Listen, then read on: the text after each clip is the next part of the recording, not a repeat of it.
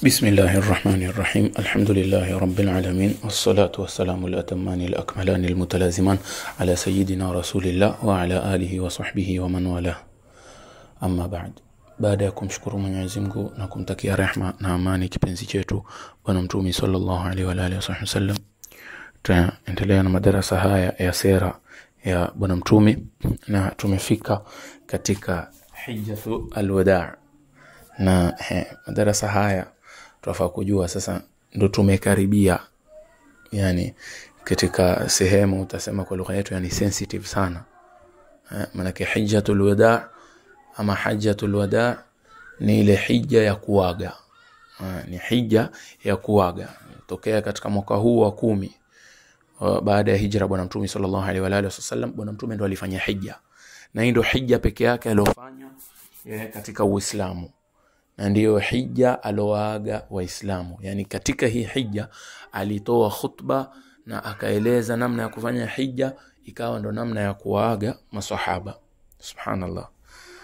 Bwana Mtume sallallahu alaihi wa alihi wasallam alitoka Madina ikiwa kumebakia takriban siku 5 katika mwezi wa Dhulqa'da. Yani ile Dhulqa'da kama tarehe 24 25 ndo akatoka Bwana Mtume sallallahu alaihi wa alihi wasallam pale Madina kuelekea Makka kwenda kufanya hija, na akamwacha pale Madina Abu Dujana huyo al-Ansari alikuwa katika masahaba yani wanaojua vita sana. Basi akamwacha pale yeye ndo aongoze, awe kama kiongozi pale Madina, akamjalia yeye ndo kiongozi badili yake. Kisha akatoka Bwana Mtume sallallahu alaihi wa alihi wasallam na idadi ya maswahaba takriban wanapita 1090. Maswahaba wanapita 1090. Akatoka nao Bwana Mtume sallallahu alaihi wa alihi wasallam, la ilaha illallah muhammadur rasulullah, akaenda kufanya hija yake. Ndio hiyo moja kama tulivyosema katika Uislamu, ama baada ya kufanya hijra, na ndio ilikuwa ni hija yake ya kuaga.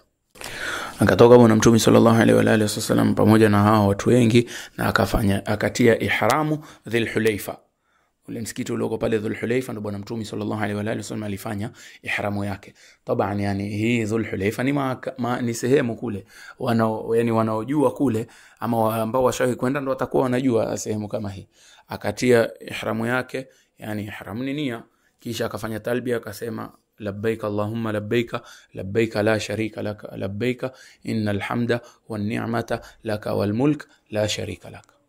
Bwana Mtume sallallahu alaihi wa alihi wasallam akaendelea sasa na safari mpaka akaingia Makka, na aliingia Makka wakati wa dhuha, ile asubuhi wakati wa dhuha, na aliingia katika sehemu ya juu.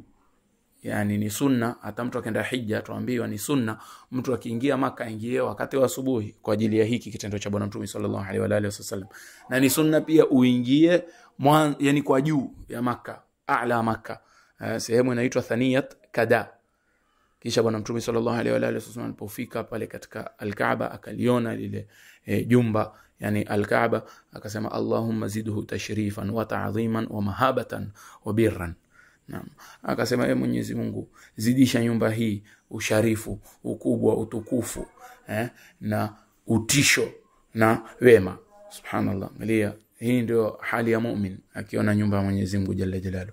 Hii ndio hali ya mu'min. Wengine wakaenda kule wanalia, wengine wakiona ile Al-Kaaba wanalia. Subhanallah, bahati yao. Manake yale mapenzi kila siku labda kusikia au kuona kwenye TV, basi wakipata kwenda kule, subhanallah, wanapata furaha sana. Naam. Bwana Mtume sallallahu alaihi wa alihi wasallam baada ya kufika pale akafanya tawaf mara 7. Na mara nyingine tuweza kuulizwa, je, Bwana Mtume alihirimia vipi? Manake namna ya kuhiji kuna aina 3 za kuhiji. Ima utafanya ifradi ama tamattu'i ama qirani.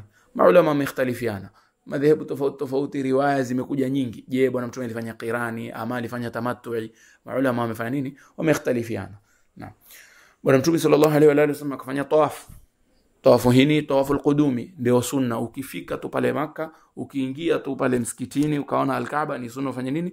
Utufu Al-Kaaba. Kisha Bwana Mtume sallallahu alaihi wa alihi wasallam akasalimia Al-Hajar Al-Aswadi, akalibusu Al-Hajar Al-Aswadi.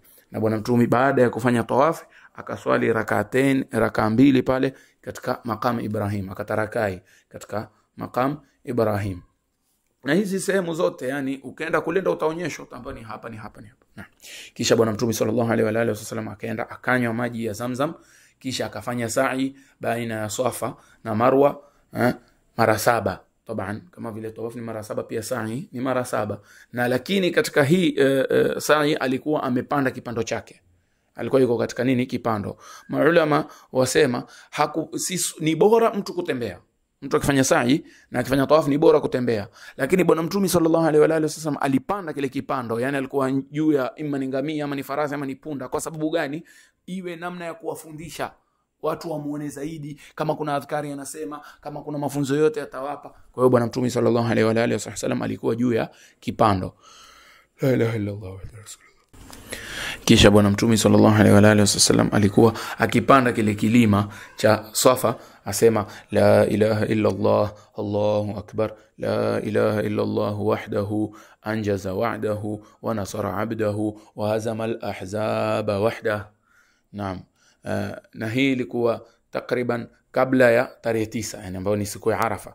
Bas tarehe 8 ile baada ya matendo haya yote, tarehe 8 ya Dhulhijja, bwana mtume sallallahu alaihi wa alihi wasallam sasa akaelekea Mina na akalala pale Mina.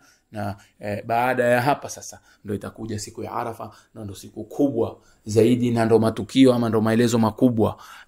Inshallah katika madarasa atakayokuja, inshallah Mungu kutupa uhai na uzima, tutaeleza, manake kuna na ile khutbatul wida, tutaingia tueleze ile siku ya Arafa, yale maneno ama maelezo aliyoeleza bwana mtume sallallahu alaihi wa alihi wasallam katika khutba yake ya Arafa. Sallallahu ala sayyidina Muhammad an-nabiyil ummi wa ala alihi wa sahbihi wa sallam. Alhamdulillah awwalan wa akhira.